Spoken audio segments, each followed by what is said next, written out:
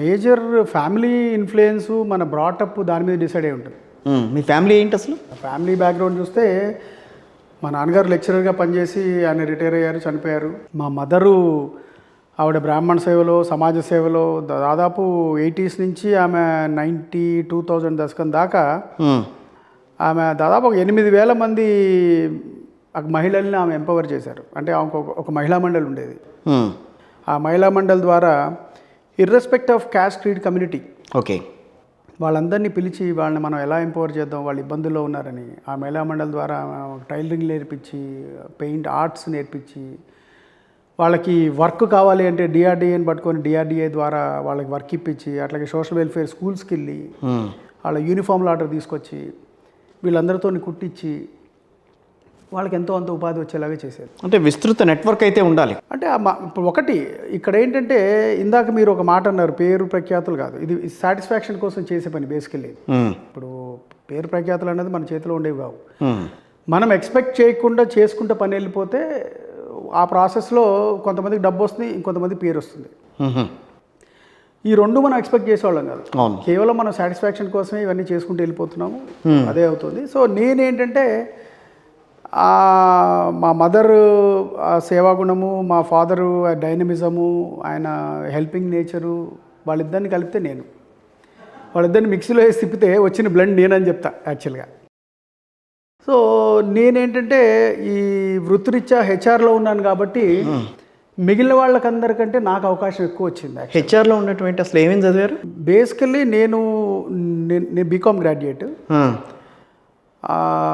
ఆ టైంలో బీకామ్ అయిన తర్వాత నేను అమెరికా పోవాలని చెప్పి H1 ట్రై చేసి రిజెక్ట్లు అయ్యి అన్నీ చాలా అయిన తర్వాత సరే హెచ్ఆర్ వెళ్దామని ఎంఏ పీపీఎం కోర్స్ ఒకటి చేశాను ఉస్మానియాలో.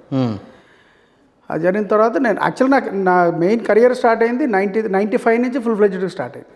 బార్న్ అండ్ బాటప్ ఖమ్మం, తెలంగాణకి సంబంధించి.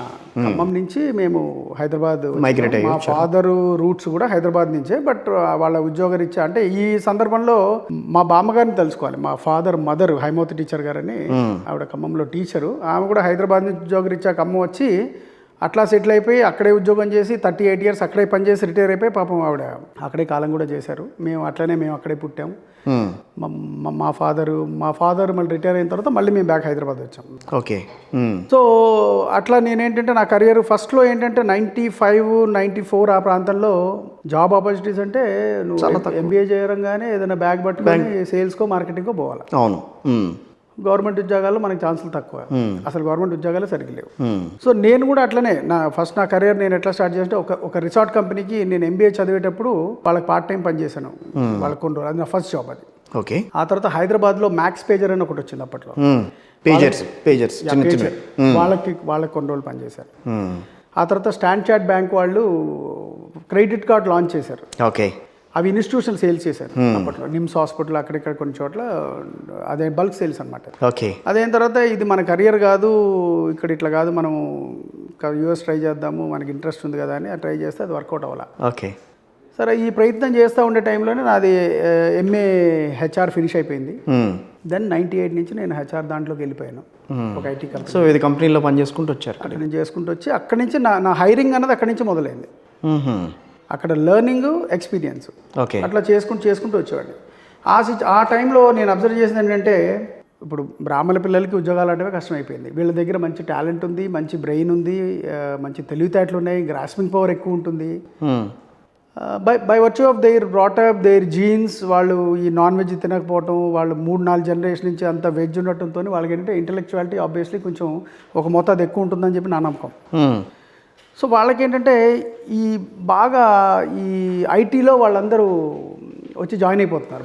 ఎక్కువ మంచి కంపెనీస్, విప్రో అట్లాంటి కంపెనీస్ కూడా అప్పట్లో సత్యం కంప్యూటర్స్, ఐటీ ఫీలింగ్ ఎక్కువ, వీళ్ళ ఐటీ రిక్రూట్మెంట్స్ బాగా ఉండి ఎక్కువ ఈ ఫీలింగ్ ఎక్కువ ఉండేది. ఓకే. సో నేను అది చూసి వీళ్ళకి మనం ఎందుకు వాళ్ళకి హెల్ప్ చేయకూడదని ఇంటెన్షన్తోనే నేను విప్రోతో కాంట్రాక్ట్ సైన్ చేసి వాళ్ళకి మ్యాన్ పవర్ ఇవ్వటం మొదలు పెట్టాను. అట్లా అప్పుడు మా కంపెనీ తరఫు నుంచి నేను ఏ కంపెనీ అయితే అప్పుడు అసోసియేట్ అయి ఉన్నాను అట్లా చేసుకుంటూ వచ్చి రాను ఆ తర్వాత నేను XLRIలో వెళ్ళి చదవాలని నాకు హెచ్ఆర్ ఇంట్రెస్ట్ ఉండే. ఎప్పటి నుంచి భువనేశ్వర్ కదా XLRI అంటే? XLRI జంషెడ్పూర్.